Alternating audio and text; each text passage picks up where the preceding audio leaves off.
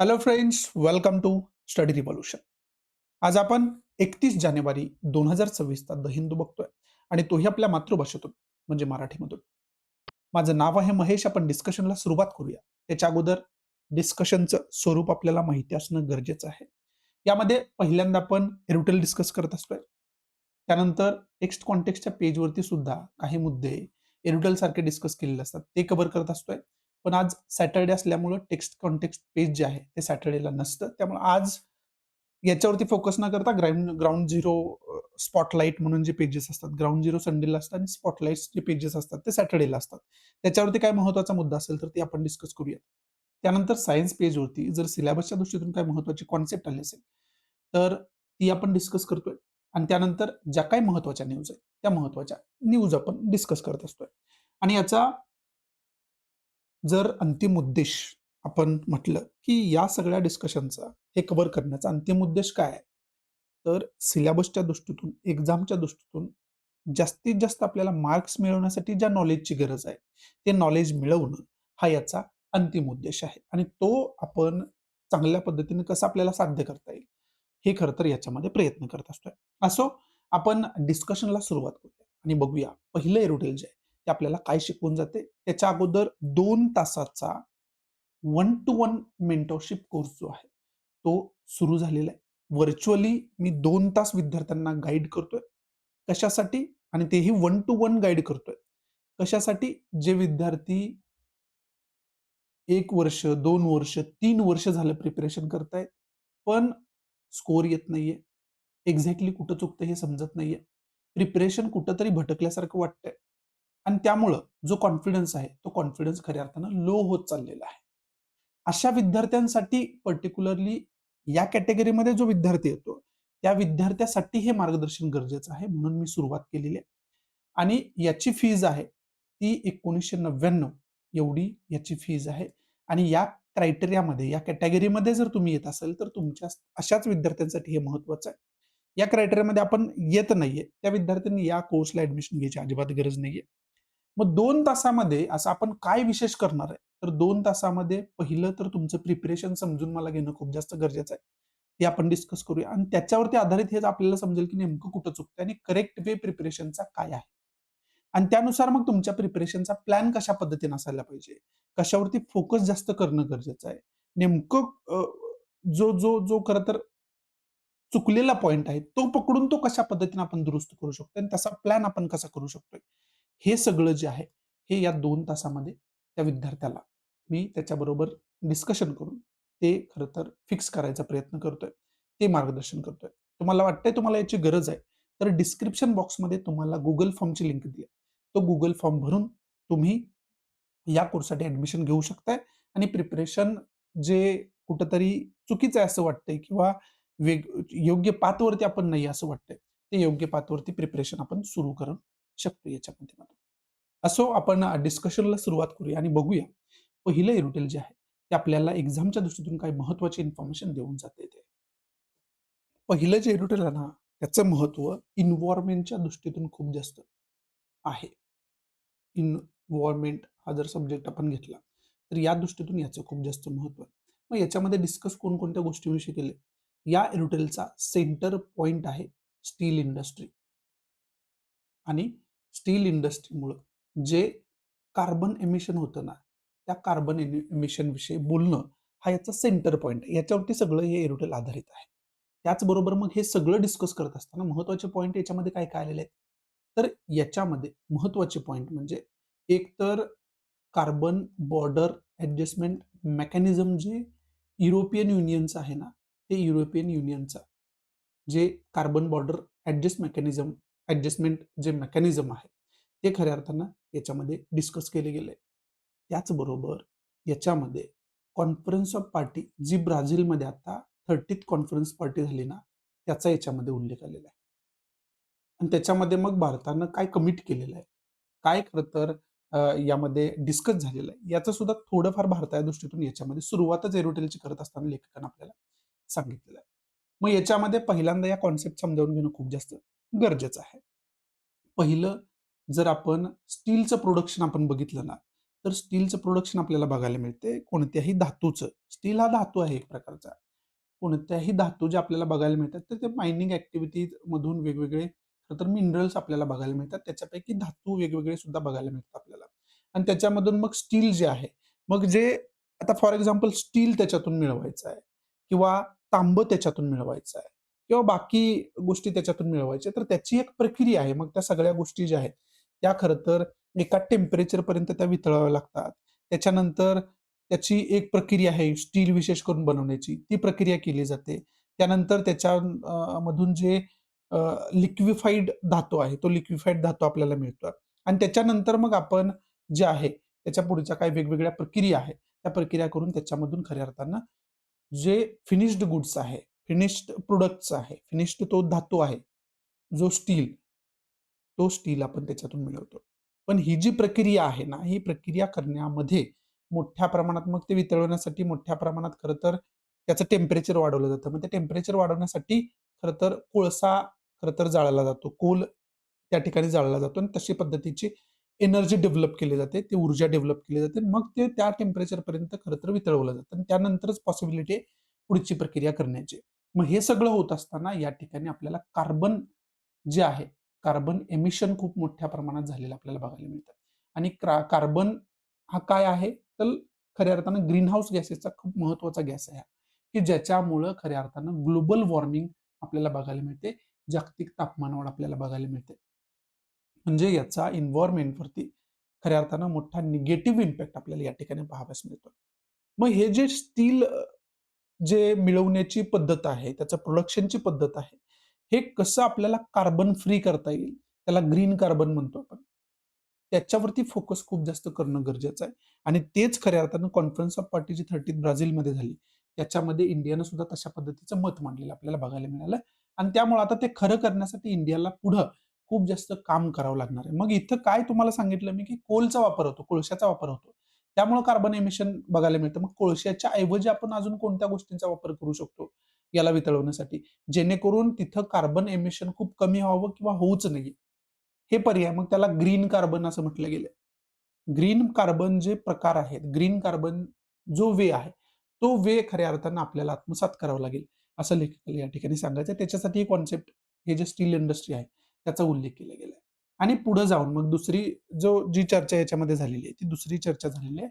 European युनियनचं जे काय carbon border mechanism आहे, कार्बन बॉर्डर ॲडजस्टमेंट मेकॅनिझम जे आहे, त्याचा या ठिकाणी उल्लेख आलेला आहे.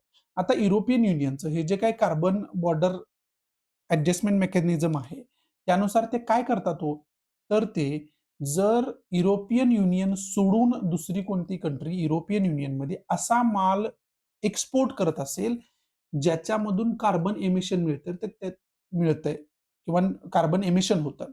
तर अशा गोष्टीसाठी carbon border adjustment mechanism certificate त्यांना खरेदी करावं लागेल. मग जर इम्पोर्ट करताय त्यांच्यासाठी पण ते इम्प्लिमेंटेड आहे आणि जी जी खरं तर ऑब्व्हियसली जे एक्सपोर्ट करतायत त्यांच्यावरती ती कॉस्ट लादलीच जाणार आहे. ठीक आहे. आणि मग तो जो फंड आहे तो कशासाठी वापरला जाईल? तर ऑब्व्हियसली एन्व्हायर्नमेंट जे जे खऱ्या अर्थानं एन्व्हायर्नमेंटशी रिलेटेड जे काही युरोपियन युनियनचे गोल आहेत, ते साध्य करण्यासाठी तो फंड वापरला जाईल. अशा पद्धतीचं थोडक्यात त्याचं खरं तर विश्लेषण आहे. पण ही जी सेम कंडिशन आहे, जर तोच माल युरोपियन युनियनच्या अंतर्गत देशांमध्ये प्रोडक्शन त्याचं होत असेल, ओरिजिनेट तिथंच असेल, तर त्याला हे इम्प्लिमेंट होत नाही. जे युरोपियन युनियनमध्येच जे गुड्स ओरिजिन होतात. म्हणजे हे सुद्धा जो त्याचा पैलू आहे, हे सुद्धा आपल्याला खूप जास्त समजणं गरजेचं आहे. म्हणजे युरोपियन युनियन कंट्रीज ज्या आहेत, त्या खऱ्या अर्थानं गेल्या काही वर्षांपासूनच याच्यावरती काम करायला त्यांनी सुरुवात केलेलं आहे. हे या ठिकाणी आपल्याला बघायला मिळते आणि त्याच्याशी रिलेटेड जो स्ट्रिक्टनेस आहे, तो आपल्याला बघायला मिळतो. मग आता युरोपियन कंट्रींना आपण सुद्धा खूप गोष्टी एक्सपोर्ट करतो. मग जर आपल्याला अशा पद्धतीचे खर्च आपले वाढले, तर ऑब्व्हियसली त्या मार्केटमधली आपल्या त्या गुड्सची किंमत वाढणार आहे. त्यामुळे त्याचा कॉम्पिटिटिव्हनेस जो मार्केटमधला असतो, तो कमी होणार आहे. मग आपल्याला हे कार्बन फ्री जर आपण केलं, तर ही किंमत आपल्याला द्यावी लागणार नाही. त्यामुळे तिथला कॉम्पिटिटिव्हनेस जो आहे तो वाढणार आहे. त्याचे बेनिफिट्स आपल्याला म्हणजे होणार आहेत. म्हणून याच्यावरती काम करणं सुद्धा आपल्याला गरजेचं आहे. म्हणून सुद्धा याच्यावरती काम करणं खूप जास्त गरजेचं आहे. असं लेखक या ठिकाणी आपल्याला सुचवताना बघायला मिळतोय. मग आता ह्या कॉन्सेप्ट समजल्यानंतर आता चांगल्या पद्धतीने आपल्याला हे खरं तर या एरोटेलमध्ये काय सांगितलंय, हे तुम्हाला समजून घेता येईल. आता या एरोटेलची सुरुवात करतानाच जे संजीव पौल आहेत लेखक या एरोटेलचे, हे आपल्याला काय सांगतायत, की conference of party G 30th झाली, ती ब्राझीलमध्ये. त्याच्यामध्ये the country to submit a revised more ambitious nationally determined contribution. याच्यामध्ये जे आपले रिप्रेझेंटेटिव्ह होते, त्यांनी सांगितले, की नवीन एक गोल डिसाईड करणं कंट्रीनं खूप जास्त गरजेचं आहे. आणि ते तशा पद्धतीचं गोल जे आहे, ते विशेष करून आणखी एन्व्हायर्नमेंटला प्रोटेक्ट आपण कशा पद्धतीनं करू शकतो, याच्या रिलेटेड असायला पाहिजे. अशा पद्धतीचं कमिट ते करून आलेले आहेत. मग ते फुलफिल करायला लागेल. मग जर कार्बन एमिशनचा विचार केला, तर स्टील इंडस्ट्रीमध्ये आपण बघतोय, की स्टील इंडस्ट्री जी आहे, ती खूप मोठ्या प्रमाणात खऱ्या अर्थानं कार्बन एमिशन करते. राइट. मग इथं the sector accounts for around 12% of the countries carbon emissions today. Largely due to its continued reliance on coal. जर कार्बन एमिशन आपण एकूण बघितला, तर त्याच्या 12% जो कार्बन एमिशन इंडियामध्ये होतो, तो फक्त स्टील इंडस्ट्रीमुळे होतो. आणि त्याला काय कारण आहे? तर त्याला कारण आहे कोल. कारण जसं की मी तुम्हाला सांगितलं, ते वितळवण्यासाठी, वेगवेगळ्या प्रक्रिया करण्यासाठी त्याला उष्णतेची गरज असते. आणि ती उष्णता निर्माण करण्यासाठी कोळसा जाळावा लागतो. आणि कोळसा हे याचं माध्यम आहे. आणि तो जाळला म्हणजे त्याच्यातून कार्बन एमिशन होणारच आहे. राइट. आणि ते जे रिझन आहे, ते रिझन आहे. मग या खरं तर इथं लेखक म्हणतोय, की जर हे कमी करायचं असेल, तर तुम्हाला काय करावं लागेल? तर या कोळशाला पर्याय शोधावा लागेल, ऑप्शन शोधावा लागेल. मग ते एन्व्हायर्नमेंट फ्रेंडली सौर ऊर्जेचा वगैरे त्याच्या ठिकाणी वापर करायला लागेल. बाकी अजून काही एन्व्हायर्नमेंट फ्रेंडली जे काही पर्याय आहेत, ते आपल्याला अडॉप्ट करायला लागेल. मग कार्बन जे एमिशन आहे, CO2 एमिशन आहे, उत्सर्जन आहे त्याचं, ते कमी होईल किंवा नाहीच होईल आणि मग बाकी गोष्टी साध्य करायला करायला आपल्याला सोपं जाईल. मग आपण खऱ्या अर्थानं या ठिकाणी जे कॉन्फरन्स ऑफ पार्टीमध्ये जे आपण खऱ्या अर्थानं कमिट केलेलं आहे, त्याला खऱ्या अर्थानं आपण खरे ठरवू, खरे उतरेल, असं या ठिकाणी लेखकाला आपल्याला समजवायचं आहे. बरं याचा काय फक्त एवढाच फायदा आहे का? तर ऑब्व्हियसली प्रत्येक नागरिकाला स्वच्छ एन्व्हायर्नमेंटमध्ये, हेल्दी एन्व्हायर्नमेंटमध्ये जगण्याचा अधिकार आहे आणि तो अधिकार सुद्धा खऱ्या अर्थानं इथं फुलफिल होताना आपल्याला बघायला मिळेल. त्याचबरोबर जसं की मी तुम्हाला सांगितलं, की युरोपियन युनियनचं कार्बन बॉर्डर ॲडजस्टमेंट मेकॅनिझम आहे. जर तुम्ही अशा पद्धतीचे गुड्स युरोपियन युनियनमध्ये एक्सपोर्ट करत असाल, तर मग तिथं काय आहे, की कार्बन बॉर्डर ॲडजस्टमेंट मेकॅनिझम जे सर्टिफिकेट आहे, ते सर्टिफिकेट आहे. त्याचा खर्च आला. मग जर अशा पद्धतीचे खर्च वाढले, तर तिथला तुमच्या प्रॉडक्टचा जे कॉम्पिटिटिव्हनेस आहे, तो कमी होणार आहे त्या मार्केटमधला आणि बाकी अशा पद्धतीचे खर्च तुम्हाला उठावे लागणार आहेत. आणि मग जर आपण CO2 इमिशन न होता स्टील तयार केलं किंवा ज्या प्रॉडक्ट तयार करण्यासाठी, गुड्स तयार करण्यासाठी आता CO2 इमिशन खूप मोठ्या प्रमाणात होते. कार्बन इमिशन खूप मोठ्या प्रमाणात होते. ते जर झालंच नाही, तर अशा पद्धतीचे खर्च आपल्याला करावेच लागणार नाहीत. आणि त्यामुळं याच्या व्यापारामध्ये जी जी ग्रोथ आपल्याला हवी, तशी ग्रोथ आपल्याला रॅपिड ग्रोथ त्या ठिकाणी होताना आपल्याला बघायला मिळेल. असं सुद्धा लेखक आपल्याला या ठिकाणी सुचवतोय. आणि ज्यावेळेस आपण कॉन्फरन्स ऑफ पार्टीचा विचार करतो ना, हे जे कॉप आहे, कॉन्फरन्स ऑफ पार्टी जी आहे, ती खऱ्या अर्थानं युनायटेड नेशनची एक बॉडी आहे. United nation framework convention on climate change. UNFCCC सुद्धा आपण शॉर्टमध्ये त्याला म्हणू शकतो. त्याच्या अंतर्गत खऱ्या अर्थानं हे होत असतं. त्याचबरोबर मग याचा उल्लेख आला, म्हणजे तुम्हाला पॅरिस अग्रीमेंटचा अभ्यास करावा लागतो, जो 2015 मध्ये साइन केला गेला होता. मग हे पॅरिस अग्रीमेंट वगैरे काय? त्याची इन्फॉर्मेशन त्या ठिकाणी काढणं आलंच. मग ती इन्फॉर्मेशन सुद्धा आपल्याला या ठिकाणी काढावं लागेल. आणि कार्बन बॉर्डर ॲडजस्टमेंट मेकॅनिझम तर मी तुम्हाला इथं समजावून सांगितलेलंच आहे. त्याचा सुद्धा अभ्यास या ठिकाणी आपल्याला करणं खूप जास्त गरजेचं आहे. मग ह्या सगळ्या ज्या गरजा आहेत, ह्या सगळ्या गरजा ओळखून म्हणजे कार्बन एमिशन कमी करणं हे आपल्यासाठी खूप जास्त गरजेचं आहे. ती आपली एक कमिटमेंट आहे. ह्या सगळ्या गरजा ओळखून बाकी ज्या इंडियन एंटिटीज आहेत, त्या सुद्धा याच्यावरती काम करायला लागलेले आहेत. मग हे सांगत असताना लेखक सांगतोय टाटा स्टील कशा पद्धतीनं जे green hydrogen sorry green carbon जे अ, प्रकार आहेत, ते कशा पद्धतीनं म्हणजे जे ऑप्शन्स तुम्हाला सांगितले कोल्सला, ते ऑप्शन्स कशा पद्धतीने शोधतोय, त्याच्यावरती कशा पद्धतीनं काम करतोय, हे या ठिकाणी बघायला मिळतंय.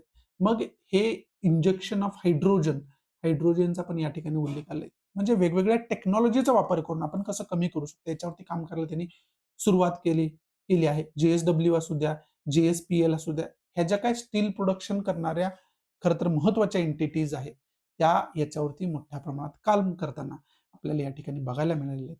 असं सुद्धा लेखक या ठिकाणी आपल्याला समजावायचा प्रयत्न करतोय.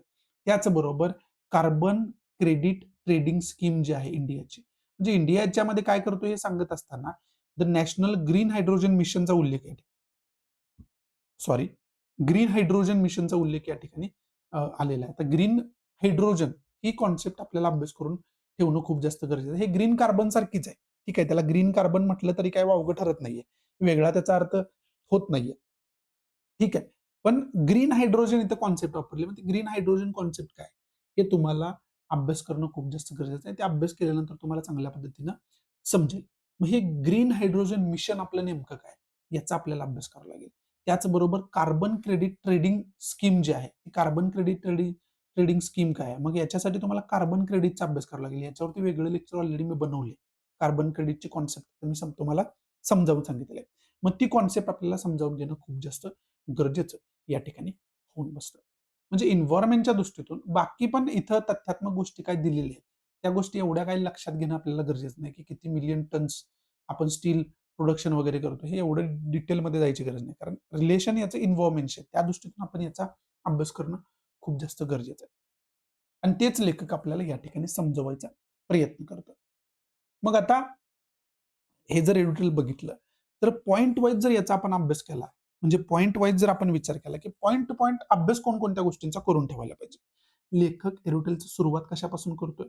कॉन्फरन्स ऑफ पार्टीपासून करतोय. जी 30th कॉन्फरन्स ऑफ पार्टी कुठं झालेली आहे? ब्राझीलमध्ये झालेली आहे. ठीक आहे. मग या 30th कॉन्फरन्स ऑफ पार्टीच्या दृष्टीतून आपल्याला अभ्यास काय करावा लागेल हो? तर या दृष्टीतून आपल्याला अभ्यास करावा लागेल, की याच्यामध्ये महत्त्वाचे खरं तर डायलॉग काय झाले? डिस्कशन याच्यामधलं जे होतं, ते डिस्कशन याच्यामध्ये काय झालं? त्याचे पॉइंट आपण बघून ठेवायला पाहिजे. राइट. सेकंड पॉइंट याच्यातला काय अभ्यास करायला पाहिजे? कॉन्फरन्स ऑफ पार्टी जी आहे, ती युनायटेड नेशनची जे framework convention on climate change आहे ना, त्याच्या अंतर्गत खऱ्या अर्थानं होत असते. मग त्याचा अभ्यास करून ठेवायला पाहिजे. UNF ट्रिपल सी काय आहे नेमकं? त्याचा उद्देश काय? थर्ड, हे सगळं म्हटलं, की पॅरिस अग्रीमेंटचा तुम्हाला अभ्यास आलाच. मग हे जो 2015 मधला पॅरिस अग्रीमेंट आहे, तो नेमका काय आहे? त्याच्या अंतर्गत काय डिसाईड झालं होतं? कंट्री कोणकोणत्या कमिटेड आहेत तिथं? या सगळ्या गोष्टींचा आपल्याला अभ्यास करणं आलंच त्या ठिकाणी. तो अभ्यास या ठिकाणी आपल्याला करावा लागेल.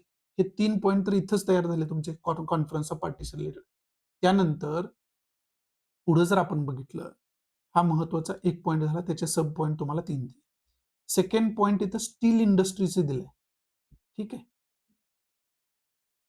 Steel industry. मग याच्यामध्ये पहिला पॉइंट काय असू शकतो, की स्टील इंडस्ट्रीमुळं होणारं जे कार्बन एमिशन आहे ना, त्याच्यावरती याच्या ठिकाणी डिस्कस केलं. मग त्याची आकडेवारी तुम्हाला या ठिकाणी समजावून सांगितली, की 12% जे कार्बन एमिशन आहे, ते स्टील इंडस्ट्रीमुळे होतं. ठीक आहे. मग ही आकडेवारी तुम्हाला माहिती असायला पाहिजे. दुसरा पॉइंट याच्यातला काय, की तुम्हाला आता डायग्राम दाखवून मी काय दाखवलं होतं, की स्टील प्रोडक्शनमुळे कशा पद्धतीने त्याचे वेगवेगळे स्टेप्स आहेत आणि त्याच्यामुळे कशा पद्धतीने CO2चं एमिशन होतं. ही प्रक्रिया एक छोटीशी समजावून घ्या. जर याच्यावरती आन्सर रायटिंगच्या दृष्टीतून तुम्हाला प्रश्न विचारला गेला, तर ते तुम्हाला माहिती असायला पाहिजे. आणि बऱ्याच गोष्टी आपण आन्सर रायटिंगमध्ये सुद्धा डायग्राम सांगून सुद्धा एक्सप्लेन करू शकतो. त्याच्यामुळे सुद्धा खूप चांगले मार्क्स मिळतात.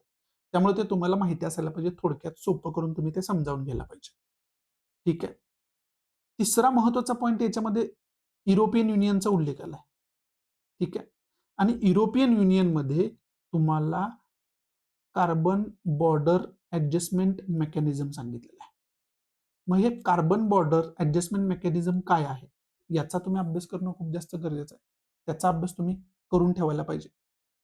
ठीक आहे. आणि इथं विशेष करून युरोपियन युनियन विषयी लेखक का बोलतोय तुमच्या लक्षात येणं गरजेचं आहे. का लक्षात येणं गरजेचं आहे? तर गेल्या 2 वीक पासून आपण एकच गोष्ट डिस्कस करतोय, की युरोपियन युनियन सोबत जो फ्री ट्रेड एग्रीमेंट आपला होईल ना, तो कसा सगळ्या बाकीच्या फ्री ट्रेड एग्रीमेंटची मदर आहे. हे पियुष गोयल यांचं वाक्य आहे, की "this deal is a mother of all other deals." ठीक आहे. म्हणून युरोपियन युनियनलाच जोडून हे सगळं बोललं जातं. हे लक्षात घ्या तुम्ही. ठीक आहे. हे जे कनेक्शन आहे ना, बिटवीन द लाईन आहे ना, ते तुम्हाला समजायला पाहिजे. रेग्युलरली तुम्ही फॉलो करता तर तुम्हाला ते माझ्या अगोदरच तुम्हाला ते क्लिक झालं असेल. म्हणून हे युरोपियन युनियनचं कार्बन बॉर्डर ॲडजस्टमेंट मेकॅनिझम जे आहे, ते सगळं खऱ्या अर्थानं सांगतंय. मग इथं फ्री ट्रेड एग्रीमेंट वगैरे हे या सगळ्या गोष्टी सुद्धा आल्याच. त्याचा सुद्धा अभ्यास आपण त्याला लागूनच लगेच रिवाईज त्या गोष्टी करून ठेवायला पाहिजे. जर रेग्युलरली तुम्ही फॉलो करताय तर नोट्स याच्या बनवल्या असतील. तर त्या लगेच आपण रिवाईज करून घेणं खूप जास्त गरजेचं आहे. ठीक आहे. आणि चौथा महत्त्वाचा पॉइंट याच्यामधला काय, की या दृष्टीतून इंडिया काय-काय करतो? मग आता इथं सगळेच स्वच्छ भारत मिशन पासून ते मग आता जे कार्बन क्रेडिट आहे, कार्बन क्रेडिट पर्यंत सगळ्याच. मग याच्या महत्त्वाच्या योजना काय आहेत? ठीक आहे. महत्त्वाच्या स्कीम्स काय-काय आहेत? बरोबर आहे. महत्त्वाचे rules end regulations environment related काय-काय केलेत का? या सगळ्या गोष्टींचा अभ्यास करणं याच्यामध्ये आलंच आलं. कारण शेवटी आपण इंडियन सिव्हिल सर्व्हिसचा अभ्यास करतो हे लक्षात घ्या. त्यामुळे या सगळ्या गोष्टी माहिती असताना मग इंडियाची पोझिशन काय आहे? हे जर तुम्हाला माहिती नसेल तर ते बाकीचा काहीच उपयोग नाहीये. त्यामुळे ह्या बाकीच्या सगळ्या गोष्टी सुद्धा आपल्याला माहिती असणं गरजेचं आहे. खूप जास्त गरजेचं आहे. आता याच्यामध्ये मी जर आत्तापर्यंत आपण काय-काय कव्हर केलेलं आहे, तर आपण युरोपियन युनियनची इन्फॉर्मेशन कव्हर केली. याच्यावरती वेगळं लेक्चर ऑलरेडी मी बनवलं. कार्बन बॉर्डर ॲडजस्टमेंट मेकॅनिझमवरती वेगळं लेक्चर ऑलरेडी बनवलेलं आहे मी. ठीक आहे. न्यूझीलंड विषयीची चर्चा आपली झाली आता फ्री ट्रेड अग्रीमेंटची. त्यावेळेस फ्री ट्रेड अग्रीमेंट काय असतं हे तुम्हाला सांगितलं. त्याचबरोबर युरोपियन युनियन सोबत जो फ्री ट्रेड अग्रीमेंट आपला होतो, ते परवा दिवशीच्या लेक्चरमध्ये आपण डिटेल डिस्कस केले, की काय आपण इम्पोर्ट करतो आणि काय त्यांना एक्सपोर्ट करतो आणि कसा आपल्याला फायदा होणार आहे. हे पण कव्हर झालेलं आहे. ठीक आहे. कार्बन क्रेडिट जे आहे, हे कार्बन क्रेडिट काय आहे नेमकं याच्यावरती पण वेगळं लेक्चर बनवलेलं आहे मी. ते पण तुम्ही बघू शकता. ठीक आहे. Paris agreement, United nation framework convention on climate change याच्यावरती वेगळे लेक्चर्स ऑलरेडी बनवलेले आहेत. कॉन्फरन्स ऑफ पार्टी सुद्धा त्याच्यामध्ये कव्हर झालेले.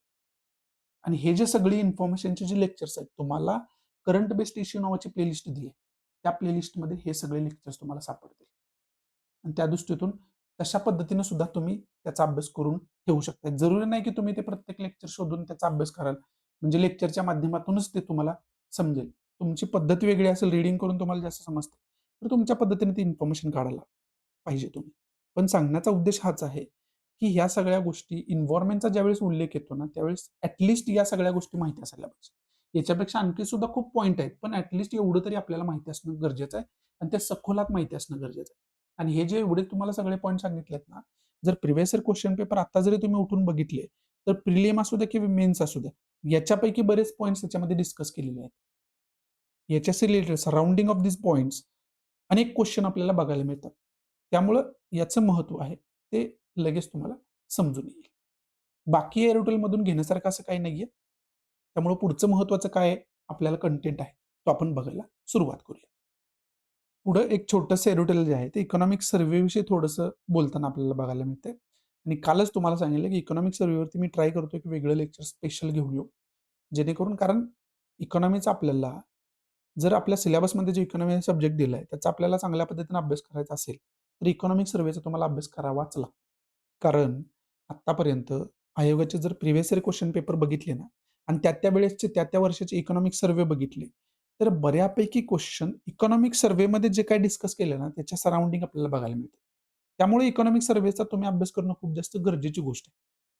ठीक आहे आणि ते गव्हर्नमेंट ऑफिशियल पोर्टलवरती तुम्हाला ते इकॉनॉमिक सर्व्हिसची पी-डी-एफ वगैरे मिळते. त्याच्यामध्ये काही दुमत नाहीये. त्याचा तुम्हाला डिटेलमध्ये अभ्यास करावा लागतो किंवा त्याची समरी वगैरे जरी असणार एखादं लेक्चर तुम्हाला मिळालं, तर ते बघितलं त्याच्या नोट्स तुम्ही व्यवस्थितरित्या बनवून ठेवल्या, संभाव्य क्वेश्चनवरती तुम्ही विचार केला, की याच्या सराउंडिंग प्रिव्हियस इयरमध्ये कसे क्वेश्चन आलेले आहेत, आता येणाऱ्या काळामध्ये कसे येतील, मग ते मी सोडवून बघायला पाहिजे. मग ते क्वेश्चन त्याच्यावर तयार केले तुम्ही, ते सोडवून बघितले. प्रिलिमच्या दृष्टीतून तयार केले, मेन्सच्या दृष्टीतून तयार केले. आता डिजिटल इंडियामध्ये आपण जगतोय, एआयच्या जगामध्ये जगतोय. ChatGPTला विचारलं, की या सब्जेक्टवरती मला एखादा क्वेश्चन तयार करून दे, तर लगेच ChatGPT तयार करून देतो तुम्हाला क्वेश्चन. मग त्याचं मॉडेल आन्सर आधी अगोदर आन्सर तुम्ही राईट करून बघायला पाहिजे. मग ChatGPTला परत विचारा, की याचं मॉडेल आन्सर दे. एक्सलंट मॉडेल आन्सर दे. ते प्रॉम्प्ट देणं पण चांगली गरजेचं आहे. मग त्या दृष्टीतून सुद्धा तुम्ही प्रॅक्टिस करू शकता. म्हणजे आता गोष्टी खूप सोप्या झालेल्या आहेत. आणि त्या दृष्टीतून मला सांगायचा उद्देश एकच आहे, की इकॉनॉमिक सर्व्हे खूप जास्त महत्त्वाचा असतो. म्हणून त्याच्यावरती वेगळं लेक्चर ऑलरेडी म्हणजे येणाऱ्या काळामध्ये मी बनवण्याचा ट्राय करेन. पण तोपर्यंत तुम्ही सुद्धा याचा डिटेल अभ्यास करून ठेवणं खूप जास्त गरजेचं आहे. याच्यामध्ये तथ्यात्मक गोष्टी या ड्युटेलमध्ये डिस्कस केलेल्या नाहीयेत. हे फक्त दाखवतोय तुम्हाला कशासाठी, की इकॉनॉमिक सर्व्हे आलेला आहे. त्याचा चांगल्या पद्धतीने अभ्यास करून ठेवा. हे खूप जास्त गरजेची गोष्ट आहे. पुढं गेल्या 2 वीकपासून एक मुद्दा आपल्याला गाजताना बघायला मिळतोय. तो म्हणजे यू-जी-सी इक्विटी रूल्स. स्पॉटलाइटच्या पेजवरती सुद्धा हे खऱ्या अर्थानं बघायला मिळालं आपल्याला. या छोट्याशा रुटीनमध्ये सुद्धा त्याच्यावरती डिस्कशन आहे. आता युनिव्हर्सिटी ग्रँड कमिशनचे हे जे इक्विटी रूल्स आहेत, नेमकं काय आहेत?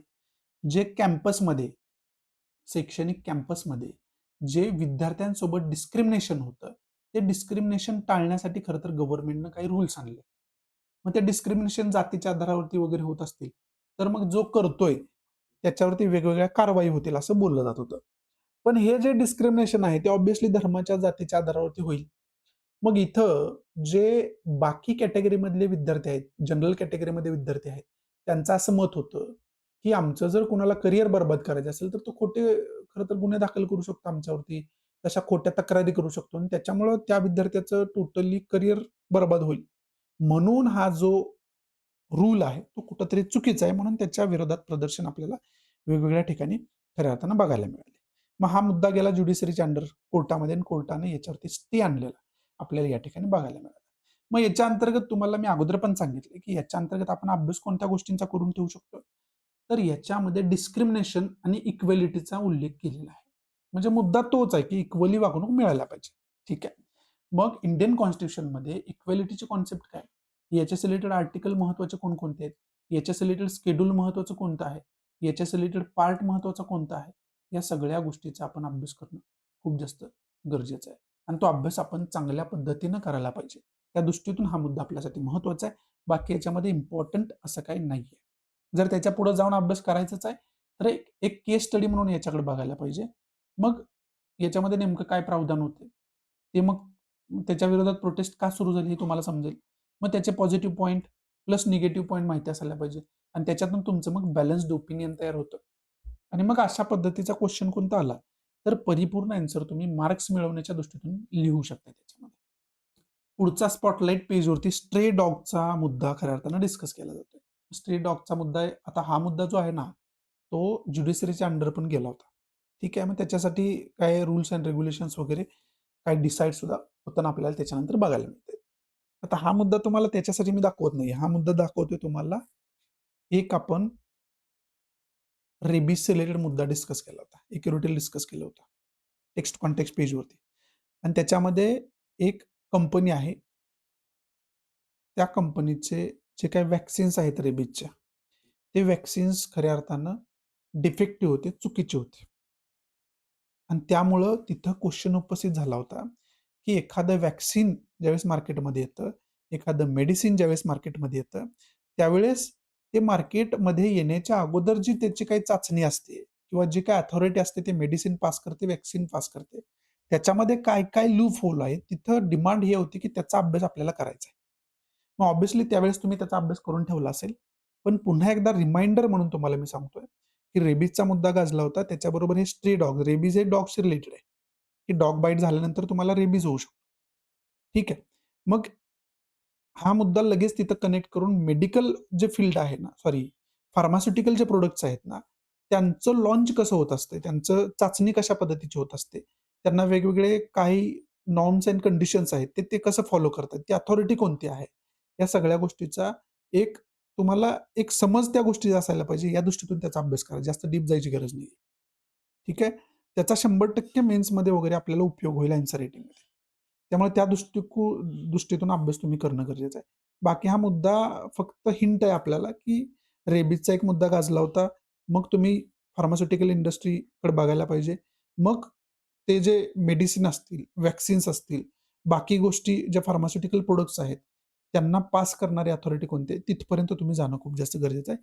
ती हिंट आपल्याला इथून मिळते, असं मला वाटतं आणि त्याचा अभ्यास आपण करून ठेवायला पाहिजे.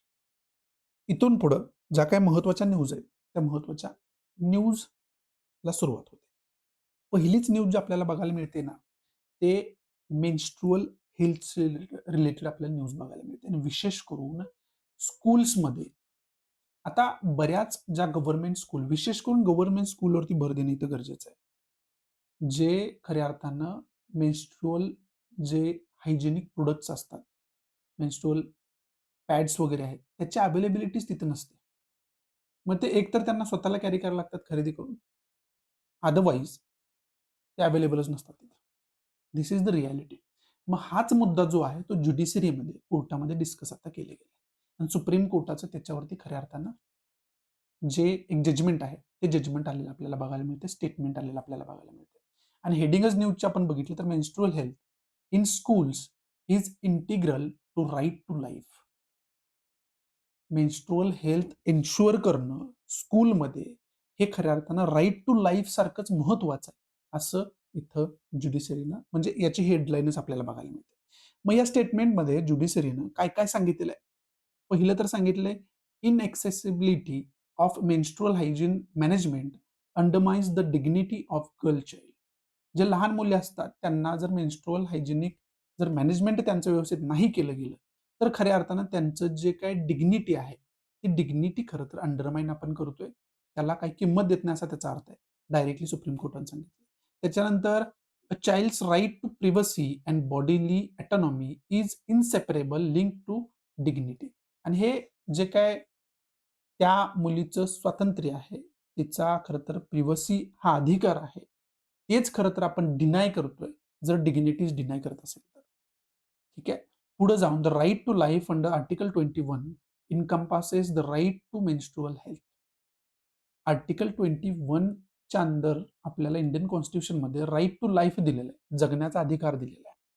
पण जर हेल्थ डिनाय झाली तर जगण्याचा अधिकार सुद्धा डिनाय झाल्यासारखं आहे, असं लेखक सॉरी हे जे ज्युडिशरी आहे सुप्रीम कोर्टाने या ठिकाणी सांगितलं की मेन्स्ट्रुअल हेल्थ जर तुम्ही डिनाय करत असाल किंवा मेन्स्ट्रुअल हेल्थ कशाला, इथं सुप्रीम कोर्ट विशेष फोकस करते मेन्स्ट्रुअल हेल्थवरती. पण हेल्थ जर तुमची व्यवस्थित नसेल तर जगण्याचा अधिकार कुठं तुम्हाला मिळाला? राईट. जगण्याचा अधिकार म्हणजे तुम्हाला हेल्थ मिळायला पाहिजे.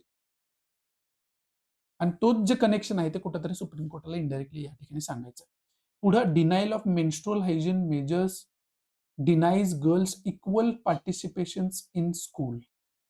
म्हणजे स्कूलमध्ये जर मेन्स्ट्रुअल हेल्थ डिनाय केलं जात असेल मुलींना, तर खऱ्या अर्थानं तिचं जे काय इक्वल पार्टिसिपेशन्स आहे स्कूलमधलं, तेच कुठेतरी डिनाय केल्यासारखं आहे, असं या ठिकाणी सांगितलं. आणि हे सगळं सांगत असताना सुप्रीम कोर्ट सांगतंय, under article 21A, article 21A च्या अंडर एज्युकेशन, फ्री एज्युकेशन हा फंडामेंटल राईट आहे. ठीक आहे. Fundamental right to free education हे आहे. पण याच्याबरोबर हे पण महत्वाचं आहे, की फ्री सॅनिटरी नॅपकिन सुद्धा मिळायला पाहिजे. स्कूल्समध्ये अवेलेबल करायला पाहिजे.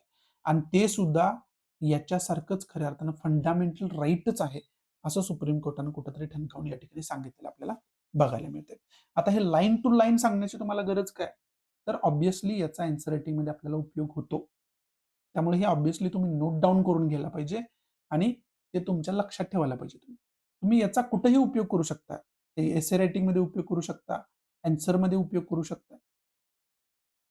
आणि त्या दृष्टीतून हे आपल्यासाठी महत्त्वाचं. म्हणून तुम्हाला लाईन टू लाईन आणि सुप्रीम कोर्ट ज्यावेळेस जजमेंट देतं ना, तर त्याची समरी जी आहे, ती व्यवस्थित आपल्याला माहिती असणं खूप जास्त गरजेचं असतं. तर आपण ती चांगल्या पद्धतीनं रेप्लिकेट करू शकतो कुठं? आन्सर रायटिंगमध्ये. त्या दृष्टीतून ही न्यूज आपल्यासाठी महत्त्वाची होती आणि हे ऑब्व्हियसली आर्टिकल 21A चा उल्लेख आलेला आहे, आर्टिकल 21 चा उल्लेख आलेला आहे, फंडामेंटल राईट्सचा या ठिकाणी उल्लेख आलेला आहे. मग ह्या सगळ्या ज्या कॉन्सेप्ट आहेत, हे जे सगळे आर्टिकल्स आहेत, त्याचा आपण डिटेलमध्ये अभ्यास करणं त्याच्यामध्ये आलंच. ते तुम्हाला वेगळं सांगायची गरज नाहीये. आणि याच्यामध्ये विशेष करून भर कशावर दिलाय? की मेन्स्ट्रुअल हायजीन मॅनेजमेंट. मग हे मेन्स्ट्रुअल हायजीन मॅनेजमेंट जे आहे ना, ते खूप जास्त महत्वाचं आहे खरं तर. हे पण तुम्ही बघून ठेवा, की हे किती गरजेचं आहे आणि त्याचा कसा लॅक आहे आत्तापर्यंत, इनॲडिक्वेट खऱ्या अर्थानं आहे हे सगळं.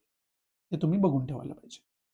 पुढची न्यूज आहे ते युरोपियन युनियन आणि इंडियामध्ये जो फ्री ट्रेड एग्रीमेंट होतोय ना, ट्रेड डील जी होते ना, त्याच्याविषयी आहे.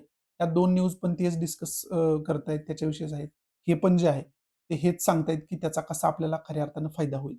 त्यामुळे याच्यातून आपल्याला कुठल्या गोष्टीचा अभ्यास करायचा हे नीट लक्षात घ्या. युरोपियन युनियन आता हे पियुष गोयल जे आहेत ना, ते तर काय म्हटले, की युरोपियन युनियन आणि इंडियाचा जो फ्री ट्रेड एग्रीमेंट साइन होतोय ना, तो mother of all other deals. म्हणजे बाकी सगळे जे फ्री ट्रेड एग्रीमेंट आहे, ट्रेड एग्रीमेंट आहे ते एकीकडे आणि युरोपियन युनियन सोबत होणारा एग्रीमेंट एकीकडे, असं त्यांना कुठेतरी म्हणायचं आहे, की याची एक वेगळी व्हॅल्यू आहे, असं त्यांना आपल्याला सुचवायचं आहे. म्हणजे काय करायचं आपल्याला? या इंडिया आणि युरोपियन युनियनमध्ये होणारा जो फ्री ट्रेड एग्रीमेंट आहे, त्याचा तुम्हाला अभ्यास करायचाच आहे. त्याचबरोबर याचं वेगळं महत्त्व का आहे? याच्यासाठी सुद्धा तुमचं ओपिनियन, तशी सुद्धा इन्फॉर्मेशन तुम्हाला काढून ठेवायची. त्यामुळे बाकी अजून कोणाकोणासोबत आपण ट्रेड डील केलेले आहेत, ट्रेड अग्रीमेंट केलेले आहेत, बायलॅटरल ट्रेड अग्रीमेंट केलेले आहेत. त्याच्यातून इंडियाला कसा बेनिफिट होतोय आणि याच्यातून इंडियाला कसा बेनिफिट होतोय. म्हणजे तुम्हाला त्याचा फरक कळेल आणि मग तुम्हाला समजेल, की याच्यामध्ये किती तथ्य आहे, की हे जे बोलतायत, की मदर ऑफ ऑल डील्स त्याच्यामध्ये तथ्य आहे का काय? मग ते जर जस्टिफिकेशनसाठी क्वेश्चन आला, की हे जस्टिफाय करा, मदर ऑफ ऑल डील हे जस्टिफाय करा. डायरेक्टली क्वेश्चन असा विचारला गेला. तर मग त्यानंतर तुम्हाला ते जस्टिफाय करता येईल. ठीक आहे. त्यामुळं अशा पद्धतीने अभ्यास करायला याचा यायला पाहिजे आपल्याला आणि अशा पद्धतीने आपल्याला अभ्यास करायचा आहे त्याचा. हे फक्त लक्षात ठेवा आणि तशा पद्धतीनं तुमची एक नोट लगेच तुम्ही बनवून ठेवायला पाहिजे. पुढची न्यूज आहे ती मनरेगाशी रिलेटेड आहे. आता मनरेगाच्या ठिकाणी आपल्याला काय बघायला मिळालं? जी रामजी ॲक्ट आपल्याला बघायला मिळाला. मग याच्यामध्ये टीका, पॉलिटिकल टीका काय होत होती, की मनरेगामध्ये महात्मा गांधींचं जे नाव आहे, ते महात्मा गांधींचं जे काही नाव आहे ते पुसण्याचा प्रयत्न केला जातो. आणि त्याच्यामध्ये मग त्यांचं जे काही नाव आहे किंवा त्यांचं जे काही लिगसी आहे, ती कुठेतरी बी-जे-पीकडून मिटवण्याचा प्रयत्न केला जातो, असं याच्यामध्ये म्हटलं जातंय. त्याच्याशी आपल्याला काही घेणं-देणं नाही. आपल्याला घेणं-देणं कशाशी आहे, की जी रामजीमध्ये मनरेगापेक्षा काय अमेंडमेंट वेगवेगळ्या केलेल्या आहेत. म्हणजे मनरेगामध्ये काय रूल्स अँड रेग्युलेशन्स होते, काय प्रोव्हिजन्स होत्या आणि आता नव्यानं आलेल्या जी रामजी ॲक्टमध्ये काय प्रोव्हिजन्स आहेत. याचा अभ्यास चांगल्या पद्धतीने करा आणि त्याच्यातला मग फरक आणि त्याच्यामधनं तुमचं जे काही कन्क्लुजनसाठी बॅलन्स्ड नॉलेज तुम्हाला असणं खूप जास्त गरजेचं असतं. ते तुम्हाला मिळेल. त्या दृष्टीतून याचा आपण अभ्यास करून ठेवायला पाहिजे. पुढची न्यूज आहे ना, ती जल जीवन मिशनच्या अंतर्गत आपण किती ठिकाणी पाणी वगैरे उपलब्ध असं करून ठेवलेलं आहे आणि त्याचा वापर किती प्रमाणात होतो, असं कंपॅरिझन याच्यामध्ये सांगण्याचा प्रयत्न केला आहे. याच्यामध्ये फक्त तुम्हाला अभ्यास करायचा आहे, की जल जीवन जे स्कीम आहे किंवा मिशन आहे, ते खरं तर काय आहे? त्याची डिटेल इन्फॉर्मेशन काढून ठेवा. अशा गोष्टी आपल्याला प्रिलियमसाठी महत्त्वाच्या असतात. त्या दृष्टीतून त्याचा आपण अभ्यास करून ठेवायला पाहिजे. आणि या ठिकाणी मी थांबतोय. त्याच्या अगोदर ज्या विद्यार्थ्यांना एन्सर रायटिंग करायचं आहे, ते विद्यार्थी एन्सर रायटिंग ग्रुप जॉइन करू शकताय. जे आपण डिटेल इथं डिस्कस करत असतोय त्याच्यावरतीच आधारित मी इथं क्वेश्चन पोस्ट करत असतोय.